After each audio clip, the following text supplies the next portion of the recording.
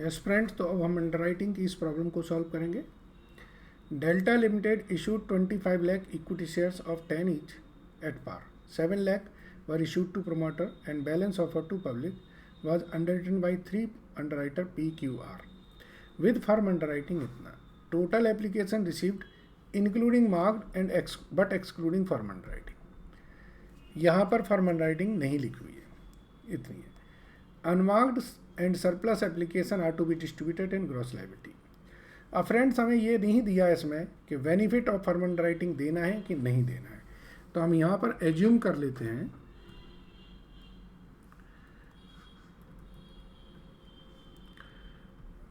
assume that benefit of firm underwriting is to be given। ये हमने assume कर लिया, ठीक है। चलिए करते हैं क्वेश्चन को, अब समझ में आएगा।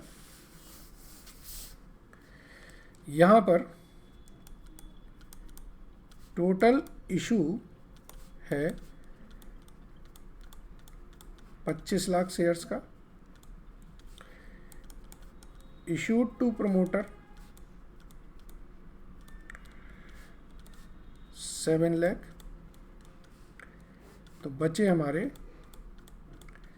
18 लाख, यानी कि ये अवेलेबल हैं फॉर पब्लिक। 18 लाख पब्लिक के लिए अवेलेबल हैं। अब इस 18 लाख में से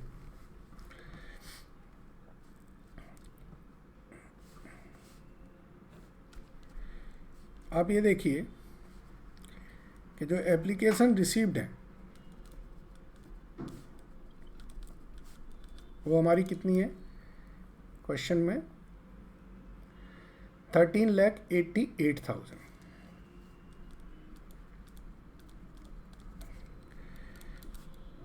इसमें से जो मार्क्ड है वो है हमारी PQR की।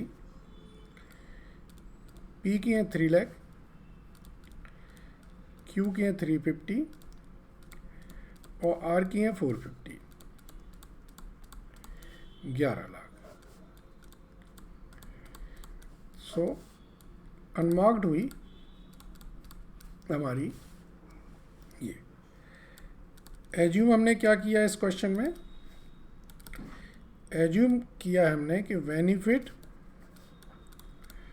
of firm underwriting given to individual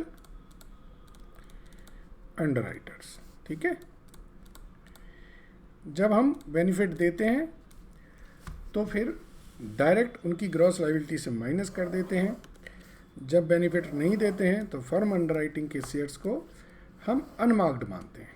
ये मैं कई बार क्वेश्चंस में आप आया है और मैंने बताया भी है, ठीक है। PQR टोटल आप लिखेंगे statement showing liability of each underwriter, okay. Gross liability लिख दें। टोटल है हमारी 18 लाख की जो लायबिलिटी है। रेशियो ने उन्हें लिया है 2:3:4 में लिया है। तो 4 लाख, 6 लाख, 8 लाख। चूँकि हम बेनिफिट फर्म अंडरराइटिंग का दे रहे हैं तो फर्म अंडरराइटिंग यहाँ से माइनस कर दें। कितनी कितनी है फर्म अंडरराइटिंग क्वेश्चन में दिए, 50, 60, 70।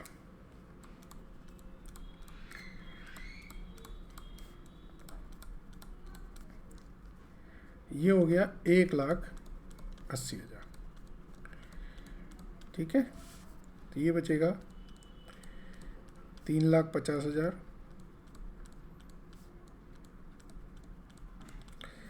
अब इसमें से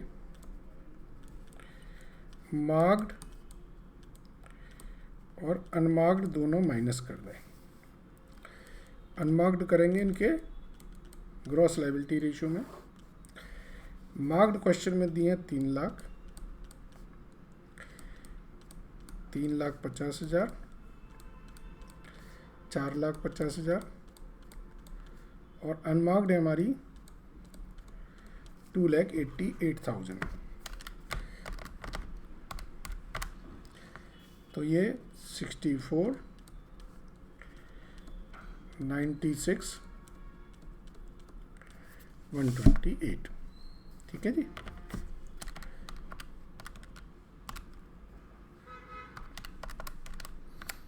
ये हमारी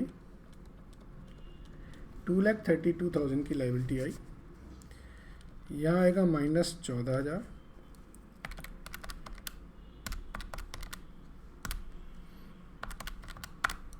ये आया 94,000,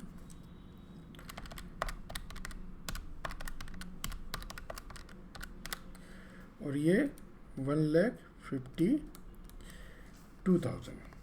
अब P की एक्सेस है, ट्रांसफ़र कर देंगे Q&R में।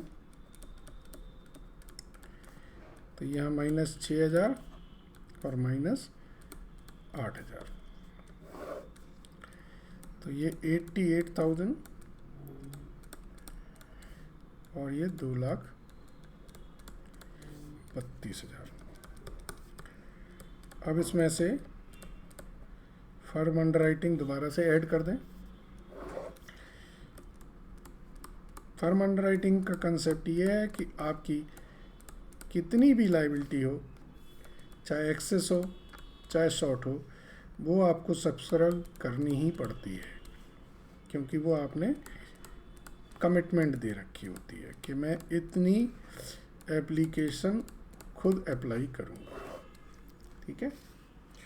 तो ये हमारी लायबिलिटी निकल आई अंडरराइटर्स की, ठीक है।